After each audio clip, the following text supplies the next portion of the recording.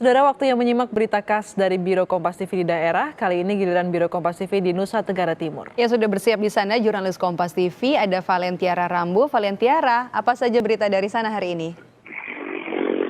Selamat siang, Wadok, Astrid, dan juga saudara. Ada 3 sorotan utama dalam cerita Nusantara dari Biro Kupang kali ini.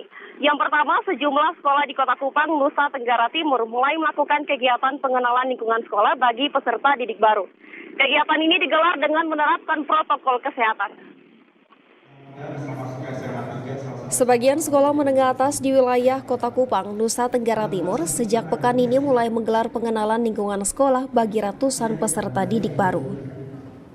SMA Negeri 3 Kupang ini misalnya telah menggelar kegiatan pengenalan lingkungan sekolah bagi peserta didik baru sejak Rabu lalu hingga Jumat hari ini pasca pendaftaran peserta didik baru pada pekan lalu. Agar tidak terjadi kerumunan saat kegiatan berlangsung, pihak sekolah menggelar kegiatan pengenalan lingkungan sekolah dengan sistem gelombang, di mana setiap siswa hanya memiliki kesempatan selama 4 jam untuk mengikuti kegiatan. Kalau pada tahun-tahun yang kemarin itu biasanya 3 hari, tapi karena masa pandemi COVID ini, jadi 3 hari, tapi itu per gelombang. Jadi hanya satu anak hanya 1 kali, ya hanya 1 kali dalam 4 jam. Jadi mulai jam 8 sampai dengan 11 ya, setengah 8 sampai setengah 11. Nah setelah itu nanti sambung lagi dari jam 1 gelombang kedua, jam 1 sampai dengan jam 4. Penyalahguna. Selain dilakukan secara bergelombang, setiap siswa baru yang mengikuti kegiatan ini wajib mematuhi protokol kesehatan pencegahan COVID-19 dengan menggunakan masker dan mencuci tangan.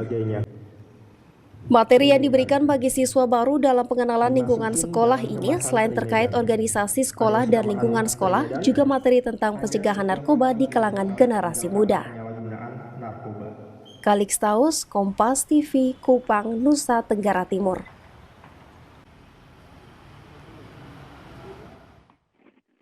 Selanjutnya, saudara, jelang Hari Raya Idul Adha, penjualan hewan kurban di Kota Kupang, Nusa Tenggara Timur lesu. Para pedagang musiman mengeluhkan akibat pandemi COVID-19. Penjualan hewan kurban di wilayah Kota Kupang, Nusa Tenggara Timur saat ini sangat jauh berbeda dari tahun-tahun sebelumnya akibat dampak pandemi COVID-19.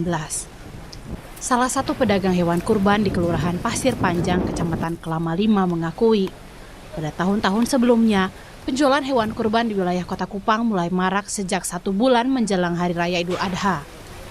Namun pada tahun ini, meski telah memasuki minggu ketiga menjelang Hari Idul Adha, penjualan hewan kurban masih sangat sepi. Kalau perbandingan tahun lalu dan tahun ini bagaimana kakak, menurut kakak? Kalau tahun lalu kan beda dari tahun gitu.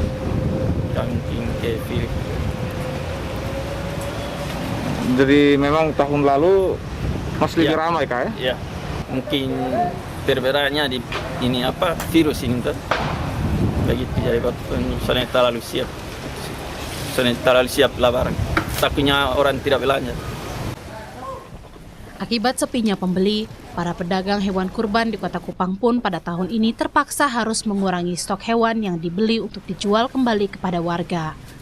Dengan kondisi penjualan yang sangat sepi pembeli ini, para pedagang berharap pandemi COVID-19 segera berakhir sehingga aktivitas perdagangan mereka bisa kembali normal. Kalixtaus, Kompas TV, Kupang, Nusa Tenggara Timur. Baik, saudara, sorotan ketiga dalam cerita Nusantara dari Biro Kupang kali ini adalah sejumlah objek wisata di Kabupaten Kupang, Nusa Tenggara Timur mulai ramai dikunjungi warga sejak penerapan normal baru akhir Juni lalu.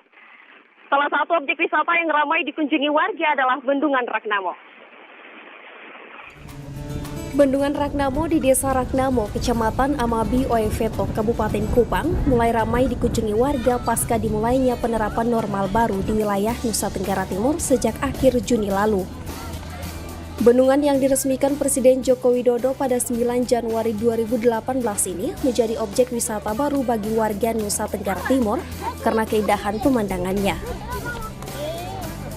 Warga yang datang ke lokasi bendungan ini mengaku ingin menikmati kesegaran udara dan indahnya pemandangan karena hampir lebih dari 3 bulan harus berdiam diri di rumah akibat pandemi COVID-19. Ya, begitu bagus, begitu indah, terus rapi pemandangannya, banyak pengunjung, penghijauannya juga bagus. Ya, bikin suasana hati tenang juga di sini, bisa ngeliat pemandangannya. Di lokasi wisata baru ini, pengunjung yang datang akan disuguhkan dengan keindahan air bendungan, serta penataan lokasinya yang apik, juga panorama alam hutan dan perbukitan yang ada di sekitar bendungan ini. Meski fasilitas penunjang wisatanya belum memadai, namun minat kunjungan ke lokasi bendungan Ragnamo ini terbilang sangat tinggi, terutama pada akhir pekan maupun hari libur. Tim Liputan, Kompas TV, Kupang, Nusa Tenggara Timur.